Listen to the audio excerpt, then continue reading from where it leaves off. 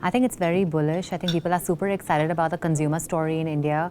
And of course, you're seeing a lot of consolidation as well happening in the segment, right? So you're seeing large sort of incumbent, the legacy houses come together and acquire D2C brands at scale. So I think overall, I think people are finding, investors are also finding a lot of exits, right? Either through public offerings or through consolidations, acquisitions, mergers, etc. For consumer companies, D2C brands. So I think overall very, very bullish. And of course, I think, consumer buying is at an all-time high this festive and wedding season. So I think overall very, very optimistic about how things are shaping up. There's just, I think, not secret sauce, but I think two very key parts to building a successful scaled D2C brand. One is, of course, having all your brass tacks, your infrastructure in place, right? I mean, I think very many times it's all about, people focusing on how to create demand, but also how to fulfill demand is super critical. Having a very robust inventory management system, supply chain, figuring out your offline distribution, figuring out your online distribution mechanisms, etc. I think these are very critical levers for scaling D2C brands.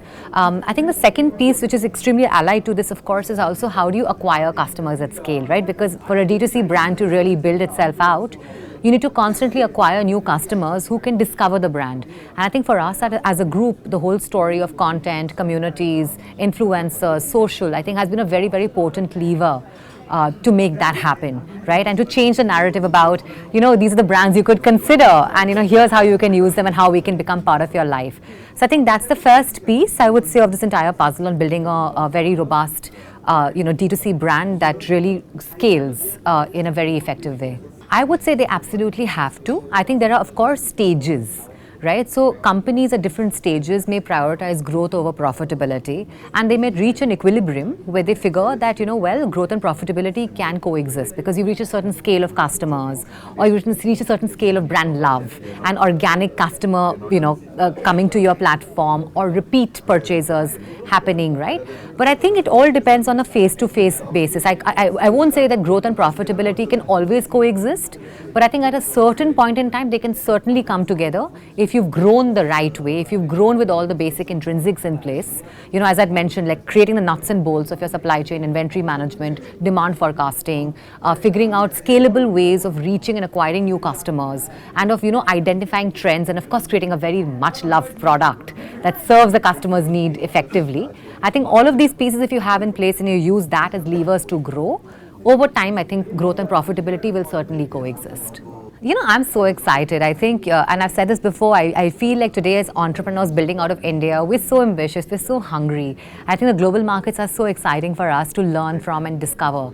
And I won't say they're challenges, I think they're opportunities to learn about newer contexts, So we all know this, right? India itself is not a homogeneous country, right? So when you're building and scaling in India itself, you're dealing with at least 4 or 5 different archetypes of India.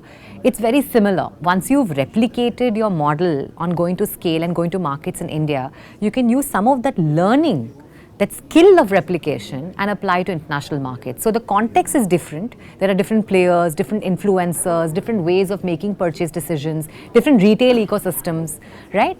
But the point is, have you learned the skill and the tools of replication? If you've learned that, I think it's easier for the team then to learn from a newer context, apply it to that setting, and then basically scale.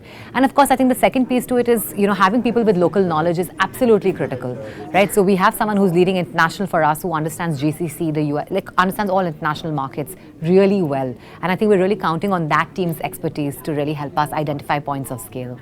So the next year is very exciting. I think it's going to be a very momentous year for us.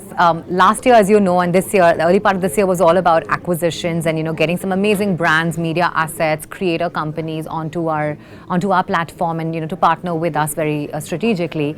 And, this year has been part of consolidating those assets, consolidating the teams, working closely and figuring out levers of growth with each founder and with each founding team, right? And I think that has played out beautifully. So over the last 6 months, we've seen multiple of our brands actually grow by more than 250, 300%, right, in terms of revenues, because the synergies are now kicking in. Next year is going to be about accelerating those synergies, one. Number two, looking internationally in a very, very meaningful way. right? And really scaling. So we launched in the GCC last quarter. So next year is going to be again about really doubling down on our international expansion plans. And number three, hopefully go closer to profitability, right? Because we've actually seen this entire space of hyper growth really kick in for us as a conglomerate.